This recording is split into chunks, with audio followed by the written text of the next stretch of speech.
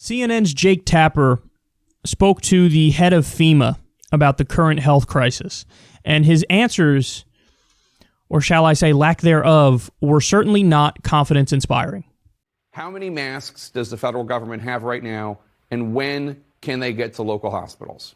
Well, when it comes to supplies, we have been shipping from the national stockpile for weeks. The demand on these critical items is not only nationally, it's globally.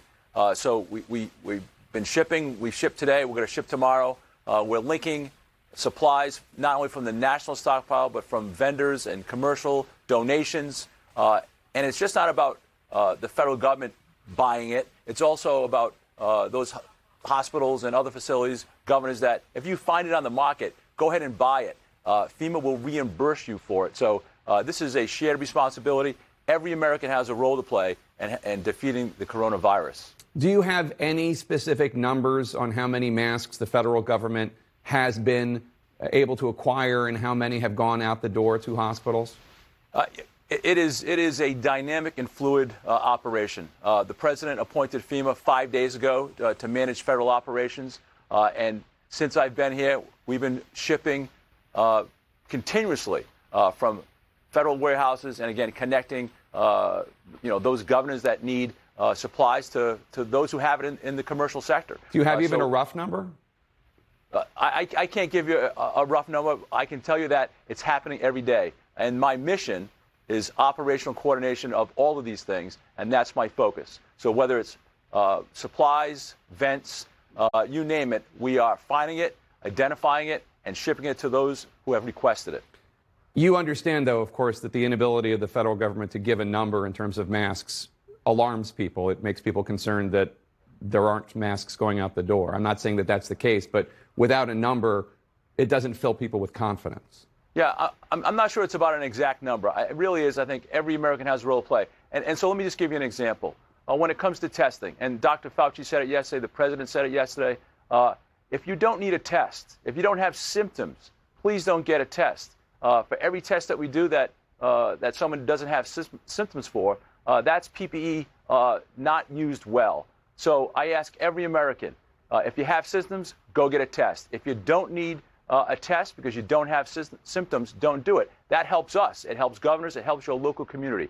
Please play your part in this effort to defeat the coronavirus. You just made a reference to PPE. That's personal protective equipment. It's what healthcare workers and first responders need to wear. And this brings me to my next question, because it's not just masks that we're talking about, that there are shortages on the front lines, as you know. It's swabs, it's tests, it's ventilators. Obviously, it's FEMA's job to coordinate all these requests coming from all over the country. I want you to take a listen to just 3 governors in the last few days. All of Nevada's requests to the federal government regarding drive-through swab testing pods, swab test kits, and testing reagent kits are on an indefinite backlog. Do you have the masks, the ventilators, anything you need to fight this virus? No, we don't. Do we have enough beds? Do we have enough gloves? Do we have enough PPE equipment? And the answer is no.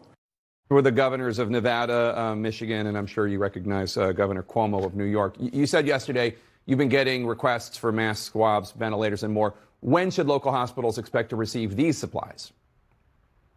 So it's all about priorities. We have been focusing on the hot spots, New York City, Washington State, California, and others, to make sure that we send these critical items, and we understand they're critical, to get them into the hands of governors and medical professionals so they can treat those patients affected by the coronavirus.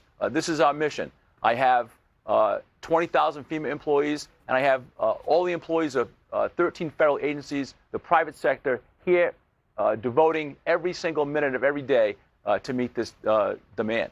Can you tell us how many tests, masks, ventilators are in the demand? How many the governors have requested from you in terms of those items? I can't give you the micro. I can say that there's hundreds of requests from virtually every state in the union looking for the same exact things. And it's just not the demand nationally, it's the demand globally for all these items. And again, we're trying to make sure that we focus our efforts to those hotspots that need it the most. And then if you don't need it right away, then you're going to be a little bit farther down the list. But we'll get to you. again, nobody's doubting the sincerity of your effort, but the lack of numbers is alarming because it makes people think that maybe we don't even have a full understanding of the problem. Let me ask you, the president suggested on Saturday that even though he invoked the Defense Production Act for the coronavirus response that would allow the military to supply more, and even for the president to compel businesses to manufacture some of these well-needed supplies, even though the president's invoked it, he's not actually ordered any companies to manufacture masks, ventilators, et cetera. Has the president, as of now, Sunday morning, ordered any companies to make more of any of these critical supplies? No, and we haven't yet. What the hell are you waiting for? What are you waiting for? Every single scientific projection I've seen shows we will way overburden the hospital system, not just in New York, but in every respective state. Some states are just a little further behind in terms of, the virus didn't get there until a week later or whatever, but they're heading in the same trajectory. They're heading in the same direction. Every single state is going to have an overburdened healthcare system. To not immediately be pumping out ventilators and masks is unforgivable. What are you doing? And then, listen, that whole interview was a disaster. I mean, this really reminds me of Hurricane Katrina and the FEMA director then. Remember Bush going, yeah, you're doing a heck of a job, Brownie, as people are dying and they're doing an abysmal job. I mean, look, some of the things that happened there. How many masks are there? He can't answer. Okay, how about a rough number? Couldn't give a rough number. Then the guy says, oh, if you don't have symptoms, don't get a test. Okay, that means we still have a shortage of tests, and that's probably not going to change anytime soon. That's what that means. Guys, I know people who are showing symptoms. They call their doctor, they talk to their doctor, the doctor's like, what are your symptoms? They explain it. By the way, symptoms match perfectly. The doctor goes, I don't think you have it, so just stay home and drink some fluids. Hopefully you'll get better. My guess is they are telling that to everybody, unless they're at the point where they have the shortness of breath and they're really in danger and it looks like they might have to be intubated. I think they're just telling everybody who's showing symptoms, no, I don't think you have it, because they don't have any tests and they don't have any place to put people because the systems are overburdened. They're already about to be overburdened. So what's happening is criminal. Compare this to what they've done in many other developed countries. If you have symptoms and you show up, not only do they quarantine you and give you treatment, they say, tell me everybody you've spoken to in the past week. And then they go find those people, and then they quarantine those people, and they test those people. This is the difference between how we're approaching it and how they're approaching it. We're acting like a freaking banana republic. Tapper asked him, hey, when can they expect to get the ventilators and the super important stuff? He says, his response is, he starts by saying, quote, it's all about priorities. We're going to the hot zones first. Again, you didn't answer the question. When can they expect to get it? When? The fact that he can't just say next week, the fact that he can't just say, bro, we're producing millions of masks right this second. We're on it going as fast as we can. The fact he can't say that shows they're not ready. They're not doing even the basic stuff that they have to do. Oh man, this is terrifying. This is terrifying. We've never seen anything like this before, man. From the market crash, which we'll get to in a little bit, the giant spike in unemployment that's definitely coming, to the fact that we can't even have basic preparedness for a freaking pandemic. We can't even get freaking masks. We can't get masks. We can't get ventilators. This is wild, man. We've never seen anything like this in our lives. Ever.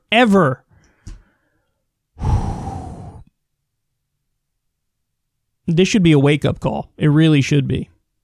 I mean, the fact that Trump fired the pandemic experts in 2018 is unforgivable. It's unforgivable. The fact that he cut the CDC and Health and Human Services, unforgivable.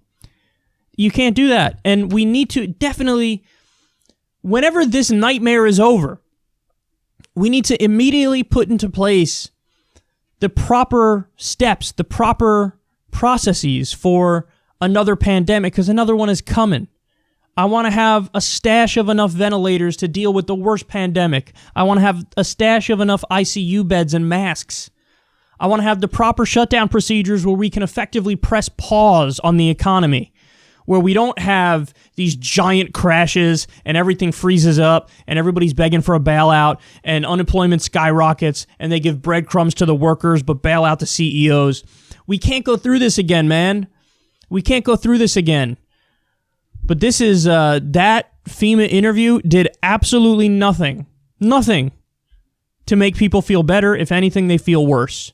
So you're on your own out there, guys. Listen, yet again, to the extent that you can, you got to stay out of public. You got to stay away from people. You got to make sure you don't get this virus, because ain't no help coming if you get it. It's just not. I'm sorry. With these hospitals overburdened, what are you going to do? What are you going to do? You have to stay out of society as much as possible. You have to try to keep yourself healthy, because this level of incompetence is criminal.